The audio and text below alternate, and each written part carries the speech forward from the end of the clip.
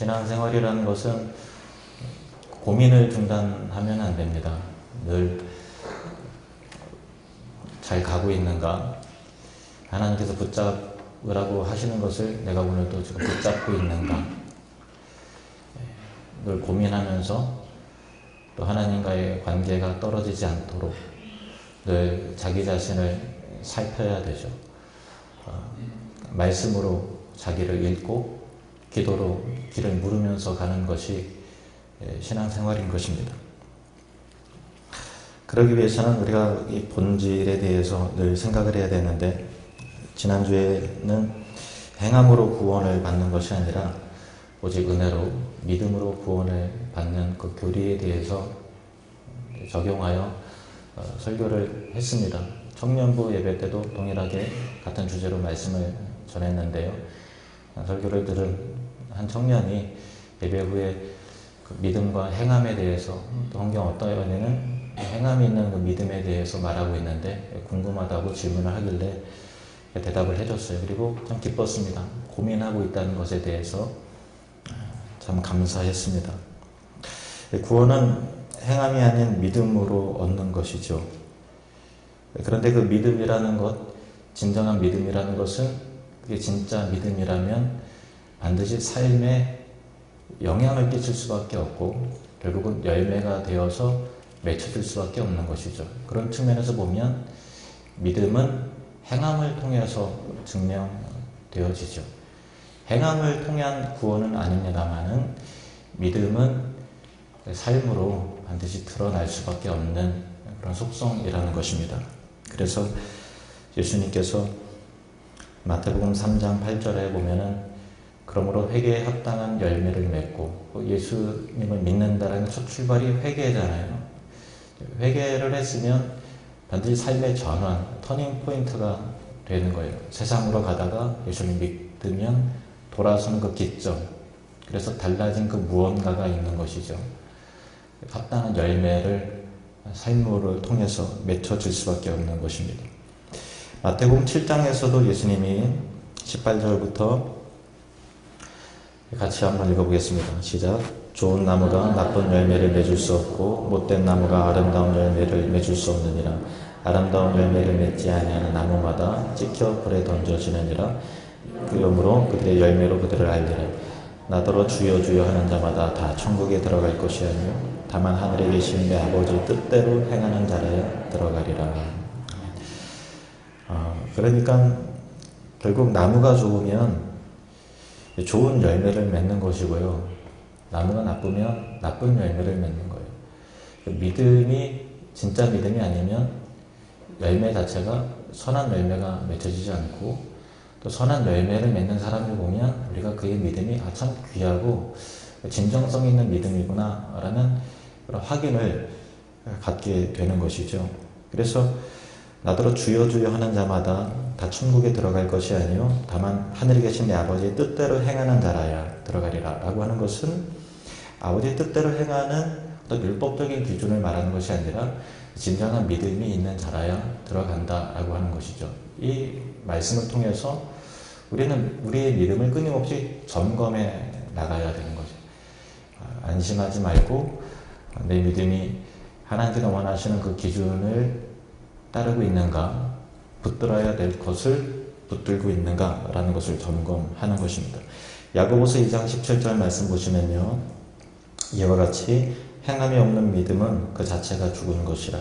믿는다고 하지만, 교회 다니지만 어떤 삶의 거룩함의 행실과 능력, 입술의 변화, 가치관의 변화, 욕구의 변화 생기지 않으면 어쩌면 내 믿음은 죽은 것인가 이렇게 생각을 할 줄 알아야 된다는 것입니다.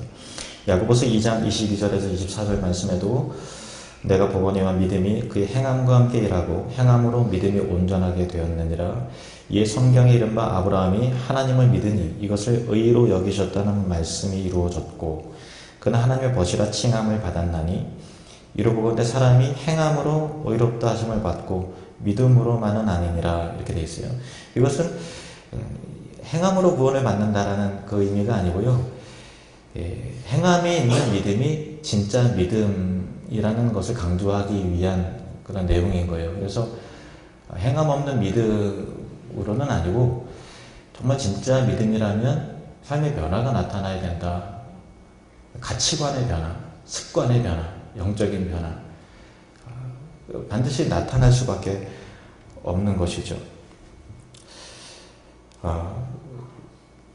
이렇게 우리가 믿음과 행함을 제가 붙여서 이야기했습니다. 믿음은 행함으로 연결될 수밖에 없다라고 하는 것을 붙여서 얘기를 했습니다마는 이 본질을 우리가 확인하기 위해서는 행함과 믿음을 또 떼어서 구분하지 않으면 우리는 늘 헷갈려요. 성경은 옳은 것을 말하지만 우리의 지성과 또 의지와 감정이 타락했기 때문에 자꾸 왜곡시키려고 한단 말이에요. 그래서 믿음은 행함이다라는 것을 강조하지만 그것이 맞지만 우리의 삶의 습관은 늘 그러다 보면 행함으로 자꾸 자기를 증명하려다 보면 위선자가 될 수도 있다는 사실을 기억하세요. 내 존재는 수준이 바닥인데 자꾸 그럴듯한 모습으로 자기를 포장하려고 한다는 거예요. 행함으로 인정을 받아야 되니까. 그래서 율법주의자가 된다든지 은혜는 바닥인데 은혜로운 척을 해야 된다든지 그리고 다른 사람에 대해서 집사가 그래 저게 목사야 저게 장로야 하면서 겉모습을 가지고 나타나는 행실을 가지고 자꾸만 사람을 정죄하려고 하는 자기 의에 빠질 수도 있어요. 그래서 이 행함이 믿음과 연결은 되어 있지만 본질적으로 이것을 떼어서 믿음과 행함을 따로 구분하는 것도 필요합니다. 그래서 성경은 이 따로 구별을 지어서 구원의 본질에 대해서 이렇게 말하죠. 갈라디아서 2장 16절 말씀. 이거는 행함과 믿음을 떼어서 보는 말씀입니다. 갈라디아서 2장 16절 같이 읽겠습니다. 사람이 의롭게 되는 것은 율법의 행위로 말미암이 아니요 오직 예수 그리스도를 믿음으로 말미암은 줄 알므로 우리도 그리스도 예수를 믿나니 이는 우리가 율법의 행위로서가 아니고 그리스도를 믿음으로써 의롭다함을 얻으려 함이라. 율법의 행위로서는 의롭다함을 얻을 유체가 없느니라. 행실로 봤을 때 감히 하나님의 기준에 부합될 만한 사람이 없는 거예요. 그러니까 행함이 있는 믿음이 진짜지만 그럼에도 불구하고 행함으로 구원을 받는다? 아니요.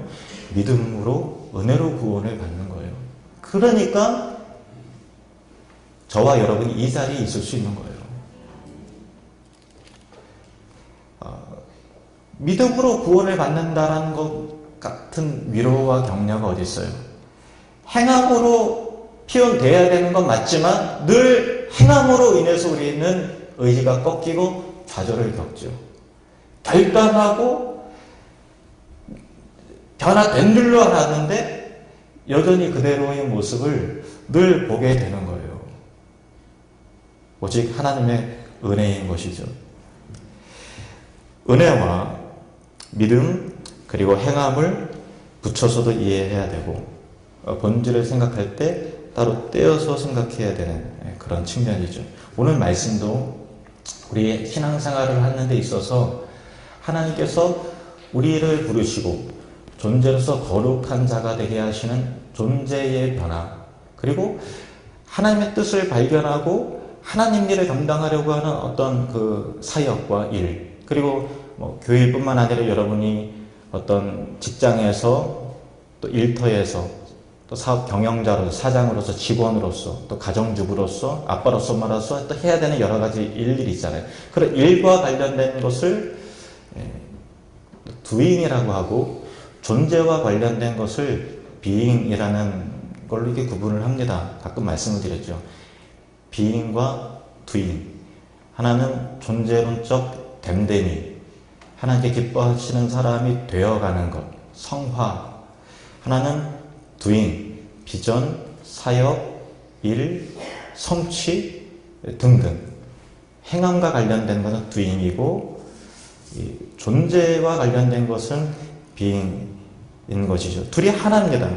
거룩한 자가 되면 하나님께 기뻐하시는 일을 하게 되죠. 그런데 우리는 그 일을 하다가 존재를 잃어버리는 어리석음이 있기 때문에 따로 떼어서 생각을 해야 되는데 오늘 이 말씀이 바로 이 being과 doing에 있어서 being의 중요성, 존재가 얼마나 중요한가에 대한 그런 내용인 것입니다.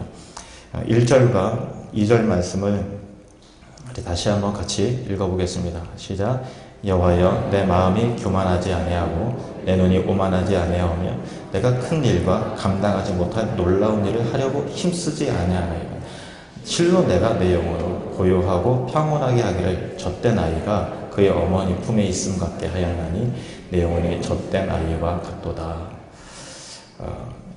지난주에 우리 김영수 집사님이 누리민 이야기를 썼는데요. 읽어보셨나요? 어떤 내용인가 하면은 그 시골에서 자랐는데 넷째 막내란 말이에요. 그럼 늘 언니들이 입던 것을 이제 입었어요. 가방도 여전히 언니들이 입던 가방에 매던 가방을 메고 다니는데, 다른 친구들은 좋은 옷을 입고 좋은 가방을, 깨끗한 가방을 매는데 그게 너무 부러워서 막 박박 긁고 연필로 막 잡아 뜯고 구멍을 내고 해갖고 구멍이 드디어 뚫어진 거예요. 그래서 이제 엄마한테 가방 떨어졌으니까 책가방에 연필 다 쏟아진다고 바꿔달라고 그래서 이제 제천에 나와서 빨간 체크무늬 가방을 사줬어요. 그래서 다음에 이제 가방을 메고 가는데 갔다 오다가 정육점에 들려서 고기 좀 사오너라. 돼지고기였는지 소고기였는지 아니면 그 또 다른 무엇이었는지는 모르겠습니다만은 고기를 사갖고 이제 오는 거예요. 근데 버스를 타고서 오는데 버스에다가 딱 내렸는데 허전한 거 보니까 가방을 두고 내린 거예요. 고기도 잃어버리고 가방도 잃어버렸어요. 그래서 내 죽었구나. 고기 내놓으라 그러면 어떡하나. 그런 것 가운데 걱정이 됐죠. 근데 아무 말 없이 야단치지 않더라 라고 하는 거예요. 그래서 기도를 드려주신 하나님, 그 내용인데 제가 좀 생각을 해봤어요. 오늘 비인과 두인에 대해서 이 얘기를 적용을 해보면, 존재적으로 김영수 집사님은 엄마 아빠의 딸이에요. 존재론적인 기쁨이죠. 그런데 갑자기 뜻밖의 은혜를 입은 거예요. 빨간색 체크 가방을 은혜를 입었어요. 은혜를 받았으니까 부모님이 기뻐하는 일을 잘 해내려고 하는 그런 마음이 있어요. 미션이 주어졌어요. 두인. 고기를 사오너라. 그래서 고기를 사갖고 오려면 빨간색 가방 가운데 은혜를 받았으니까 그 일을 잘 해내야 돼. 그래서 부모님의 기쁨이 돼야지. 그리고 또 역시 내 딸이야 라는 칭찬도 이렇게 받고 싶고, 그런데 가방도 잃어버리고 고기도 잃어버렸어요. 일도 못했고 받은 은혜도 까먹어버린 거예요. 그래서 돌아온 탕자처럼 이렇게 덜덜덜 이렇게 왔는데, 고기 어딨니? 이렇게 하지 않고, 너 살아서 돌아온 너가 정말 반갑다. 이렇게 아무 말도 하지 않고, 가방과 고기를 묻지도 않고 따지지도 않고 품어주셨다라고 하는 거에 대한 그런 내용이에요. 우리가 하나님 앞에서 어떤 일이 주어지고 할 때 그 일이 중요하지만, 기쁨이 되고 성취하고 멋있게 해서 하나님께 기쁨이 되고 싶지만 때때로 그 일이 실패하고 안 되고 좌절을 겪을 때가 많이 있어요. 그럼에도 불구하고 하나님께서 이미 저와 여러분을 예수의 핏값으로 삼으셨기 때문에 이미 여러분을 기뻐하고 계시다는 것을 잊으면 안 돼요. 같이 한번 고백해볼까? 나는 이미 하나님의 기쁨입니다. 아멘. 다시 한번요. 나는 이미 하나님의 기쁨입니다. 그 일의 실패가 하나님 앞에서 내 존재의 실패가 아니라는 거예요. 이미 예수 그리스도의 핏값으로 우리를 구원하셨고 기쁘게 보시는 하나님의 은총의 테두리 내에 우리가 있다는 거예요. 그래서 오늘 이 말씀은 1절, 2절 다시 한번 읽어볼까요? 같이 읽겠습니다. 시작. 여호와여, 내 마음이 교만하지 아니하고 내 눈이 오만하지 아니하오며 내가 큰 일과 감당하지 못할 놀라운 일을 하려고 힘쓰지 아니하나이다. 실로 내가 내 영혼으로 고요하고 평온하게 하기를 젖된 아이가 그의 어머니 품에 있음 같게 하였나니 내 영혼이 젖된 아이와 같도다. 다윗이 그 일이 중요하지만 우선적으로 중요한 것은 감당하지 못할 그 일을 한다라는 것보다 어디에 더 힘을 쏟고 있는가 하면 하나님의 관계, 하나님의 품에 안기는데 더 열정을 기울이고 있다는 사실을 기억을 해야 되는 것입니다. 하나님이 더 중요하고 하나님 품에 안겨서 평안을 누리는 내 영혼이 더 중요하다라고 하는 것이죠. 하나님께서도 우리를 그 일의 동역자로 부르시지만 그 일을 하는 데 있어서 부품으로 우리를 써먹으려고 여러분을 부르신 게 아니에요. 우리는 하나님의 일에 엄밀히 말하면 도움이 되지 않아요. 아닌 것 같으세요? 도움이 되시는 것 같죠? 도움이 안 돼요. 하나님께서 왜 부르시는가 하면은 그 영광스러운 일에 우리를 참여토록 하셔서 함께 그 일을 이루는 기쁨을 같이 얻게 하심을 통해서 하나님 나라의 기쁨과 면류관을 우리에게 주시기 위한 일인 것이지, 그 일에 써먹고 안 되면은 폐기 처분하고 하는 그런 하나님이 아니라는 거예요. 우리 존재 자체가 하나님의 충만한 기쁨이에요. 우리가 하나님을 기뻐하고 하나님이 우리 자체를 기뻐하시는 것이죠. 그래서 무엇보다 여러분, 하나님과의 관계를 놓쳐서는 안 되는 거예요. 두잉에 열정을 쏟는 시대에 얼마나 바쁜지 몰라요. 얼마나 바쁩니까?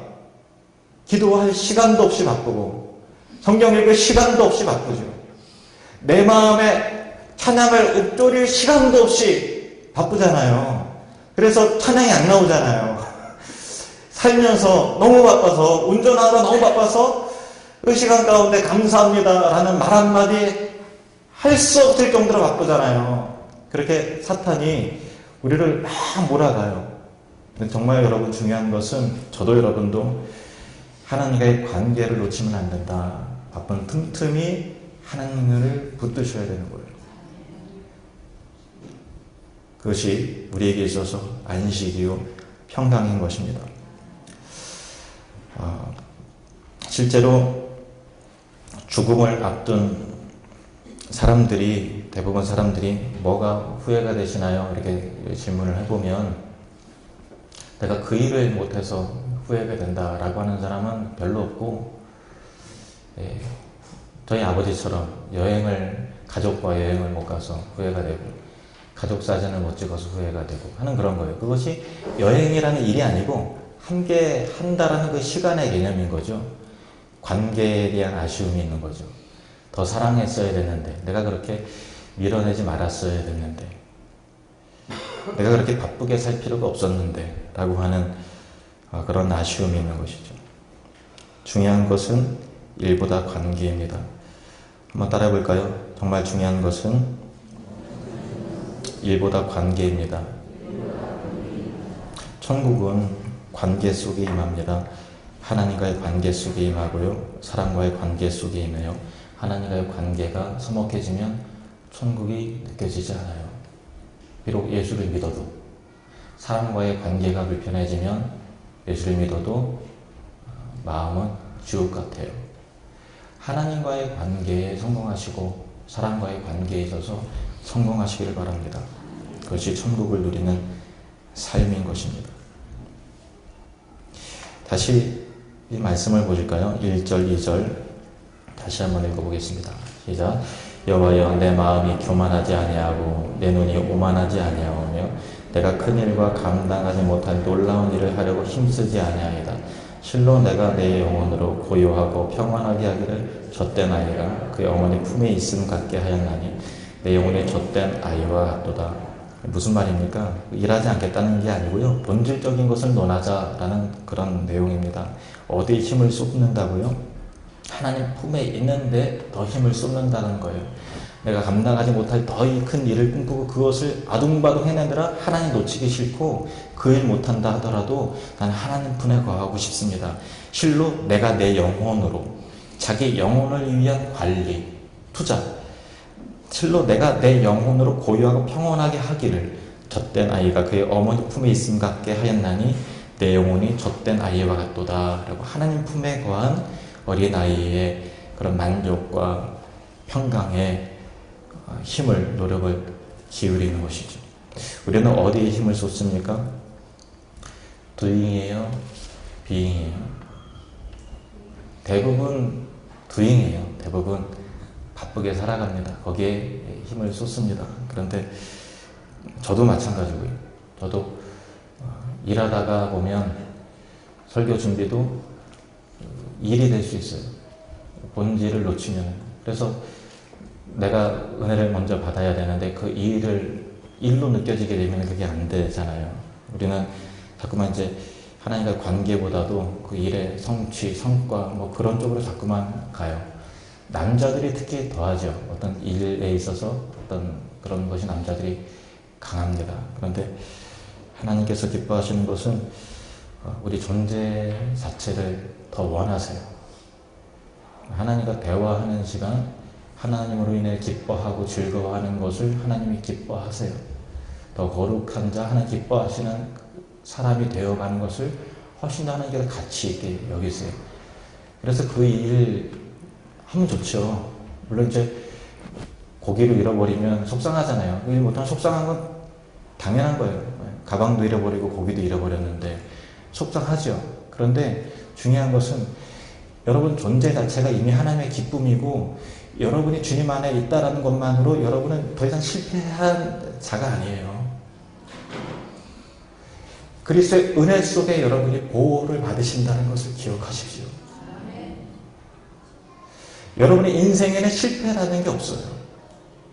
하나님께서 늘 여러분을 붙잡아 주시고 실패하는 듯 하지만 결국 일으켜 세워주세요.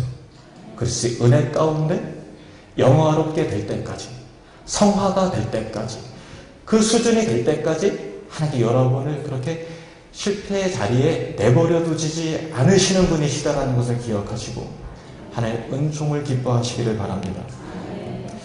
그래서 다윗이 실로 내가 내 영혼으로 존재의 힘을 쏟겠다, 부인이 아니라 빙의 힘을 쏟겠다라고 하는 그런 내용인데요. 자기 영혼 관리를 저와 여러분이 잘 못하고 살잖아요. 그래서 자기 영혼을 향해서 이렇게 쓰다보시면서 내 영혼아 그동안 미안했다. 한번 따라해보세요. 앞으로 너한테 신경 좀 쓸게. 영혼 관리 좀 하고 사세요. 영혼 관리를 해야 됩니다. 하나님 품에 거하셔야 돼요. 그래야 여러분의 영혼 가운데 고요하고 평온한 안식, 천국을 누리게 되는 거예요. 천국을 누리는 사람을 통해서 천국이 확장이 돼요. 천국이 내 안에 있어야, 이 공동체 안에 하나님 나라가 있어야 그것을 누린다. 그 평강과 은혜와 자유와 기쁨과 그것이 있어야 주변이 따뜻해지기 시작하는 것이죠. 저는 우리 교회가 천국을 누리는 교회가 되기를 주님의 이름으로 축복합니다. 우리 부교육자들이 우리 교회 오시면 특히 장준호 목사님이 그런 해누리교회 개척하셨는데 그런 이야기를 종종 했어요. 우리 교회는 참 일이 안 될 것 같은데 되는 교회고 하나님의 은혜가 있는 것 같다 이런 얘기를 했어요. 좀 저는 건강한 교회라면 막 이렇게 정신없이 바쁘고 훈련받고 막 빡세고 막 진짜 무섭고 하는 군사 같은, 물론 그런 것도 필요하지만 그런 게 아니라 정서적인 여유가 그 교회의 건강도가 아닐까 그렇게 생각합니다. 정서적인 여유. 느긋한 거죠. 조급해하지 않고 화날 만한 상황에서도 웃을 수 있는 여유. 아, 그럴 수도 있지. 뭐 되겠지. 이렇게 할 수 있는 그런 여유. 일에 대한 관심이 없어서 그런 것이 아니고 하나님의 주권에 대한 신뢰인 것이죠. 그런 교회가 됐으면 좋겠습니다. 일이 안 될 것 같은데 되고 모자른 것 같은데 넘치고 그런 은혜. 저는 우리 하늘누림교회가 그렇게 천국을 누리면서 확장해 갔으면 좋겠어요. 단 때때로 그것이 제가 말씀드리는 것이 피부로 느껴지지 않으실 때가 많으실 거예요. 너무 교회가 바빠. 시키는 사람만 맨날 부려먹어. 등등 여러 가지 일들이 뭐 있으실지 모르겠지만 알아주십시오. 제 본심은 아니고요. 지상교회의 한계입니다. 우리가 시편 131편 1절에서 3절 다시 읽어보면서요. 내가 놓치고 있는 가치, 신앙의 본질이 무엇인지 다시 한번 좀 점검하면서 다시 한번 1절에서 3절 같이 읽어보겠습니다. 시작. 여호와여, 내 마음이 교만하지 아니하고 내 눈이 오만하지 아니하오며 내가 큰 일과 감당하지 못할 놀라운 일을 하려고 힘쓰지 아니하나이다. 실로 내가 내 영혼으로 고요하고 평온하게 하기를 젖된 아이가 그의 어머니 품에 있음 같게 하였나니 내 영혼이 젖된 아이와 같도다. 이스라엘아, 지금부터 영원까지 여호와를 바랄지어다. 아멘. 우리 다 같이 우리 함께 기도하길 원합니다. 하나님, 내가 그동안 삶에 있어서 두인의 문제에 있어서 그 일로 인해 지쳤는데 위로가 필요합니다. 하나님 품에 안식을 누리게 하시고 주님과의 관계 놓치지 않게 해주시옵소서. 기도와 말씀이 회복되게 하시옵소서. 은혜가 회복되게 하시옵소서. 우리 다 같이 통성으로 기도하시겠습니다. 아버지 하나님 앞에 그 은혜가 회복되기를 원합니다. 우리 존재 자체가 하나님의 꿈이고 하나님이 우리에게 기쁨, 하나님으로 인해서 만족함을 누리는 삶이 되기를